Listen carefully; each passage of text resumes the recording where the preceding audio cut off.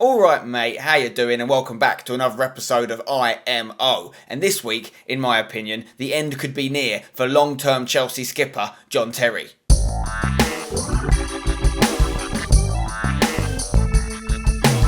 Now, things have been going from bad to worse for John Terry recently. It all started last week when his team got beat 3-0 by Man City, but during that game he got subbed off by Jose Mourinho. We talked about it a little bit in last week's IMO. Mourinho would have you believe it was a tactical decision, but a lot of us felt that it was more of a subliminal message to Roman Abramovich to say, I need new defenders. You need to get in the transfer window and buy me John Stones or someone similar. Well, this weekend, when Chelsea were playing West Brom away, Mourinho surprised a few people by picking a lot of the players that he'd felt had performed badly against City, including John Terry. So he stuck by his captain, which is a nice gesture for Mourinho. However, John Terry put his foot in it, got sent off, and now he's going to be banned. So Mourinho's not going to be able to put him in the team, even if he wanted to, for the next game. Now, on the surface, this wasn't a bad result for Chelsea, because despite having 10 men for a decent amount of the game, they still got the win against West Brom. They did well. Pedro had a dream debut. He looks like a very good transfer. However, for John Terry, it is bad news. Mourinho now has to create a new back four for the next game without their skipper, John Terry. It's out of his hands.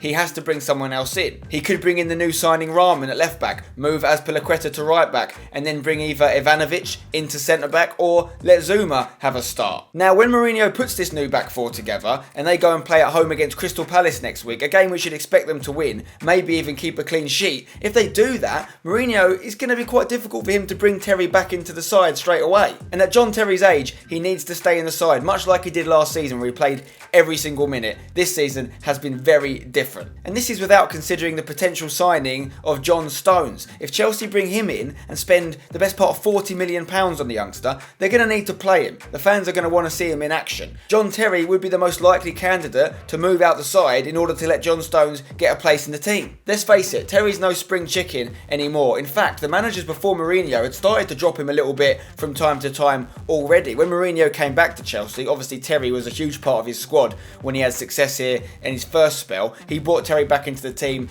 said, you're my first choice centre-back, and it looked like a good move last season, but Terry now isn't feeling the same. He's not playing the same kind of football, and he needs to think about what he wants to achieve. For me, he's got two options. He can stick around, he can fight for his place in the team and say, no, I've got a couple good years in me yet. Also, he could be a vital part in teaching John Stones how to become such an epic defender that John Terry's been over the years, winning Champions League and Premier League titles to boot. Or he can go down the Gerrard and Lampard route. Now, I'd never expect him to do a Lampard and move to another Premier League club. I can't see that happening. However, obviously, both Lampard and Gerrard have now moved to the MLS, and I'm sure there'll be teams in the MLS that would love to take a player of John Terry's stature to their club. What option do you think John Terry should take? Do you think he should fight for his place? Because it's going to happen eventually. There's going to come a time when he's just not the best defender and he's not in the team anymore. And the question is, does he want to see out his career and ride out his career at Chelsea and then eventually probably move to a coaching and maybe one day even a managerial role? Or does he want to keep playing first team football for as long as possible? Maybe get himself a nice lucrative contract at an overseas club. What do you think he should do?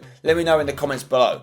One thing's for sure, Mourinho needs to work out his first choice back four as soon as possible, because a key ingredient in any successful Premier League winning team is a tight back line. And let's face it, Man City aren't messing about. They're scoring goals for fun. They haven't conceded one yet, so their defence is super tight. Not to mention the addition of Otamendi. He's not even made a first team appearance yet. So Chelsea have got to catch up with City. They need to get their team sorted. As usual, I do want to hear from you guys in the comments. Let me know what you think Terry should do. Let me know whether you think Mourinho's the sort of manager that would stand by Terry despite him having a couple of mares this season already. Let me know if you think John Stones would be a good signing. What's the maximum price you think Chelsea should pay for him? Is 40 million a realistic fee? When Rio Ferdinand went for a 30 million fee quite a long time ago now, maybe 10, 15 years ago, John Stones now with inflation, 40 million, is that about right? He's quite a good defender, he's doing well for Everton, he's played 50 games for them now. And also let me know what you think about the other issues from this week's Premier League fixtures. We've got Pedro making a dream debut, we've got Man City absolutely smashing things, we've got Man United firing blanks, we've got the ridiculous West Ham Bournemouth game. Oh my god, what a thriller that didn't end well for my boys. I want to hear from you, let me know in the comments below. And before I go, I want to tell you about a really cool video